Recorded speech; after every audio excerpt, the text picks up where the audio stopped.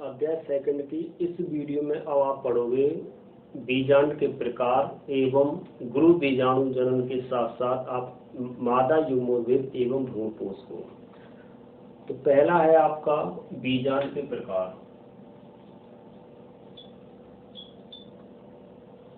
बीजांड के प्रकार देखिए, आवृत बीजी पादपों में बीजांड एवं निवाहक की पारस्परिक स्थिति के आधार पर बीजांड एवं निवाहक की पारस्परिक स्थिति के आधार पर बीजांड आपके 6 प्रकार के होते हैं। तो यहाँ लिख दीजिए पहले,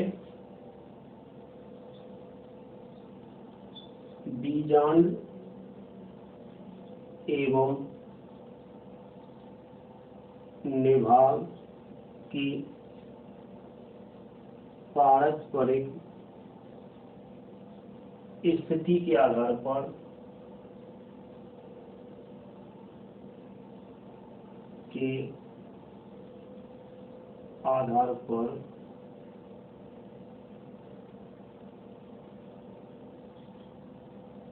छह भागों में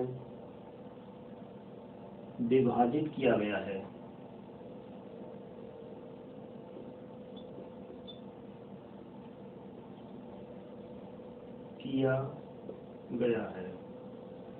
अगर आपसे पूछ लिया जाए कि जो बीजांड के जो प्रकार हैं वो किस आधार पर बांटे गए हैं, तो आप ये कह देना कि इसमें निभाग और आपके बीजांड की स्थिति के आधार पर बीजांड एवं निभाग की स्थिति के आधार पर बीजांड को आपके 6 प्रकार से बांटा गया है। पहला जो प्रकार है नंबर 1 ऋजु बीजांड।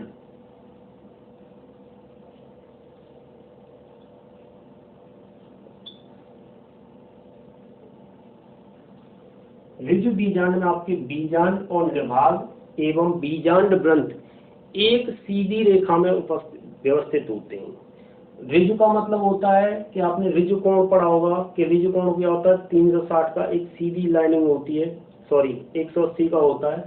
तो इसमें आपका बीजांड द्वार और निभाग एक सीधी रेखा में या तो हॉरिजॉन्टल या ट्राइएंगल में होगा, या तो अनुप्रस्थ में या आपका अनुदैर्ध्य में स्थित होगा। तो ऋजु बीजांड जो पाया जाता है वो आपका पॉलीगोनेसी और आपके पाइपेरेसी कुलों में पाया जाता है। पॉलीगोनेसी और आपके पाइपेरेसी कुल के पादपों में ऋजु बीजांड पाया जाता है। दूसरा जो बीजांड है वो प्रतीक बीजांड है। नंबर 2 प्रतीक बीजांड। प्रतीक बीजांड में आपके निभाग और बीजांड 180 पर उल्टा घूमकर हाइलम के समीप आ जाते हैं। हाइलम होता है नाभिका के समीप आ जाते हैं, और ये आपके आवृत बीजों में सबसे अधिक पाया जाता है। प्रतीक बीजांड लगभग आपके 82% आवृत बीजी पादपों में 82% आवृत बीजी पादपों में। दोबारा समझ लीजिए कि प्रतीक बीजांड में आपका 180 पर उल्टा घूमकर हाइलम के समीप आ जाता है, और 82% आवृत बीजी पादपों में ये प्रतीक बीजांड पाया जाता है। तीसरे पर है आपका वक्र बीजांड। तो वक्र बीजांड में आपका बीजांड का एवं भ्रूणपोष घोड़े की नाल की भांति मुड़ जाते हैं। नंबर 3 वक्र बीजांड। वक्र बीजांड में आपके बीजांड का और भ्रूणपोष जैसे घोड़े की नाल होती है उसी आकृति में वो आपके घूम जाते हैं। ये आपका क्रूसीफेरी और आपके लेग्यूमिनेसी कुल के पादपों में देखा जाता है। क्रूसीफेरी व लेग्यूमिनोसी 2 कोणों में पाया जाता है। क्रूसीफेरी और लेग्यूमिनोसी में आपका वक्र बीजांड पाया जाता है। नंबर 4 पर आपका अनुप्रस्थ बीजांड। तो अनुप्रस्थ बीजांड में आपका बीजांड द्वार एवं निभाग और बीजांड एक समकोण पर स्थित होते हैं। दोबारा समझ लीजिए, अनुप्रस्थ बीजांड में आपके बीजांड द्वार निभाग आपके बीजांड व्रंत के समकोण पर स्थित होते हैं। बीजांड और निभाग आपके बीजांड व्रंत पर आपके समकोण की स्थिति पर उपस्थित होते हैं। इसका एग्जाम्पल है आपके एलिस्मेसी और ब्यूटामेसी। नंबर 4 पर आपका अनुप्रस्थ बीजांड,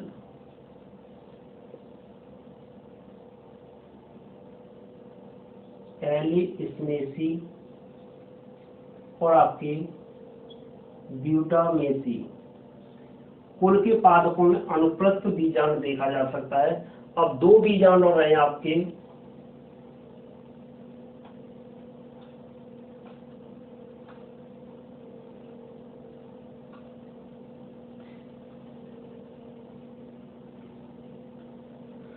नंबर 5 पर आपके अर्ध प्रतीक बीजांड।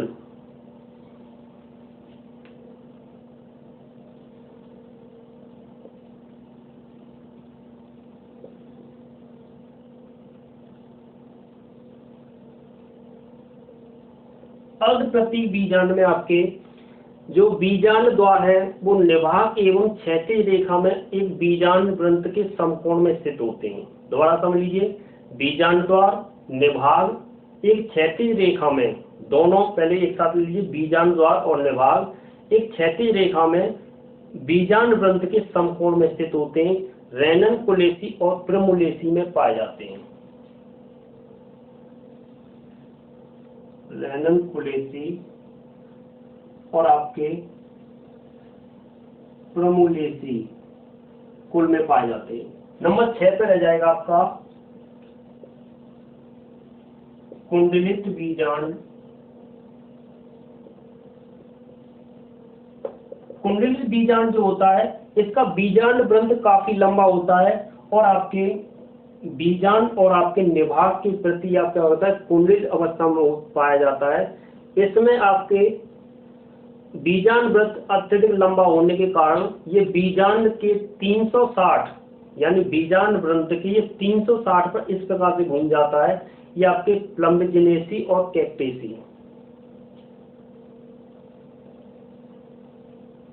प्लम्बजिनेसी और कैक्टेसी कुलों में देखने को पाया जाता है आपके कुंडलित बीजांड। ये तो हो गया आपके बीजांड के प्रकार। अब इसके बाद आपका गुरु बीजाणु जनन मेगास्पोरेंजियम।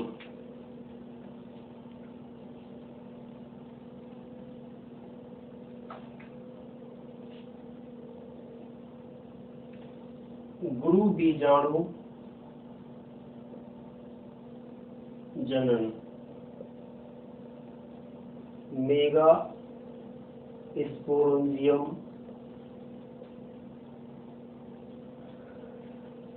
गुरु बीजाणु जो जनन है आपके आवृत बीजों में, आप कह सकते हो कि गुरु बीजाणु मात्र कोशिका, गुरु बीजाणु जनन की मात्र कोशिका के द्वारा आपके गुरु बीजाणु का निर्माण होता है और इस प्रक्रिया को आप गुरु बीजाणु जनन कहते हैं। लिख दीजिए, मात्र गुरु बीजाणु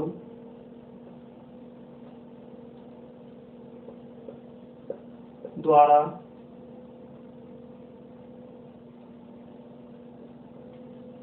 गुरु बीजाणु का निर्माण होता है। इस प्रक्रिया को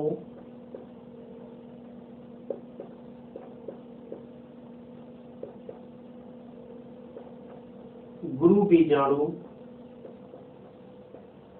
जनन कहते हैं। देखिए, लघु बीजाणु में आपने पढ़ा था कि आपके चतुष्क बीजाणु बनते हैं, तो आप यहाँ भी ध्यान रखना कि जो गुरु बीजाणु इसमें बनते हैं वो भी आपके चतुष्क बनते हैं, 4 बनते हैं जो सीधी रेखा में बनते हैं। इसमें 3 तो क्या हो जाते हैं, पोषण का कार्य करके अपरासित हो जाते हैं, नष्ट हो जाते हैं, जबकि आपका निभाग की ओर वाला गुरु बीजाणु आपके मादा युग्मोद्भिद का निर्माण करेगा। तो बीजांडकाय की, अब इसी में बीजांडकाय की अधस्थ त्वचा, बीजांडकाय की अधस्थ त्वचा कोशिका एक प्रपशु कोशिका का निर्माण करती है। अधस्थ त्वचा आपकी प्रपशु कोशिका का निर्माण करती है और ये प्रपशु कोशिका पोषण प्राप्त करके, भोज्य पदार्थ ग्रहण करके पोषण प्राप्त करके अन्य कोशिकाओं की अपेक्षा आकार में बड़ी,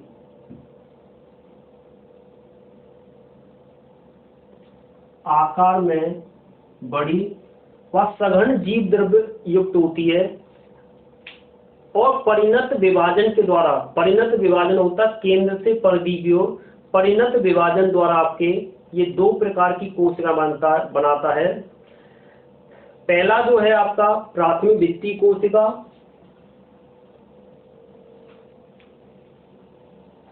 यहां लिख दीजिए,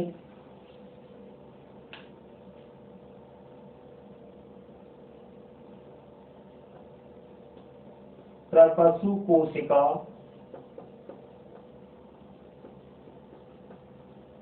परिणत विभाजन द्वारा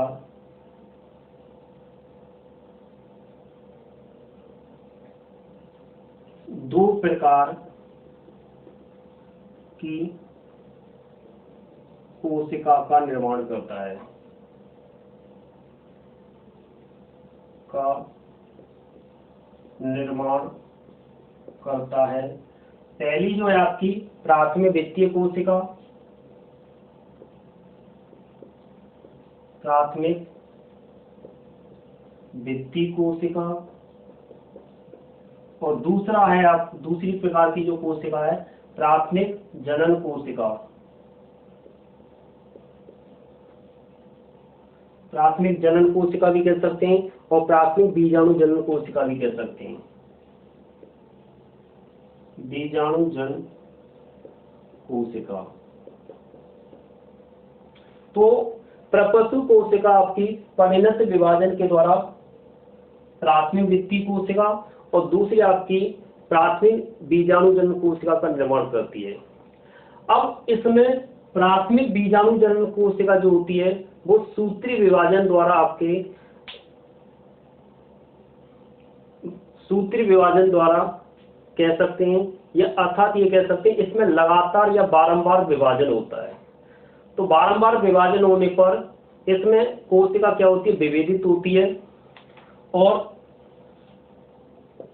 मोटी भित्ति का निर्माण होता है, जबकि बीजाणुजन कोशिका जो होती है वो आपके अर्धसूत्री विभाजन द्वारा, यहाँ तो क्या है सूत्री विभाजन द्वारा भित्ति का निर्माण होगा, जबकि इसमें बीजाणुजन कोशिका अर्धसूत्री विभाजन द्वारा आपके 4 गुरु बीजाणु का निर्माण होता है, 4 गुरु बीजाणु का निर्माण होता है, जिसमें से आपकी 3 कोशिका क्या होती है, पोषण का कार्य करती है और एक कोशिका जो निभाग की ओर वाली जो कोशिका होती है वो आपके मादा युग्मोद्भिद अर्थात भ्रूण कोश का निर्माण करती है। ये आपकी रेखिक क्रम में व्यवस्थित होती है। रेखिक गुरु बीजाणु जो होते हैं वो चतुष्क अवस्था में या लाइनर रूप में या रेखिक अवस्था में व्यवस्थित होते हैं। 3 कोशिकाएं जल्दी अपराशित या शीघ्र अपराशित हो जाती है और निभाग वाली जो कोशिका होती है वो आपके भ्रूण कोश का निर्माण करती है। अब मादा युग्मोद्भिद अर्थात भ्रूण कोश,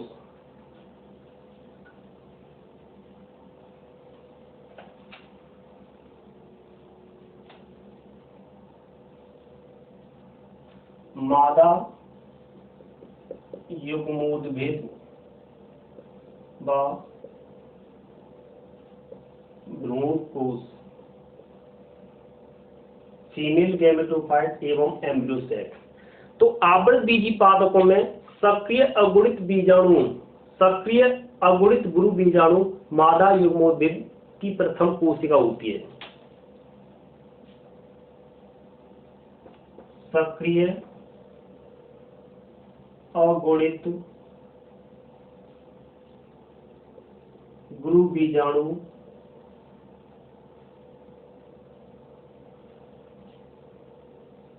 मादा युग्मोद्भिद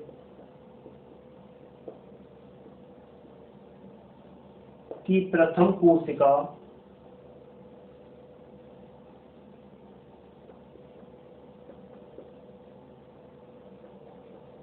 होती है। आप कह सकते हैं कि मादा युग्मोद्भिद में आप कह सकते हैं कि सक्रिय अगुणित गुरु बीजाणु मादा युग्मोद्भिद की प्रथम कोशिका होती है। इसे भ्रूणकोश या भ्रूणकोश मात्र कोशिका भी कह सकते हैं।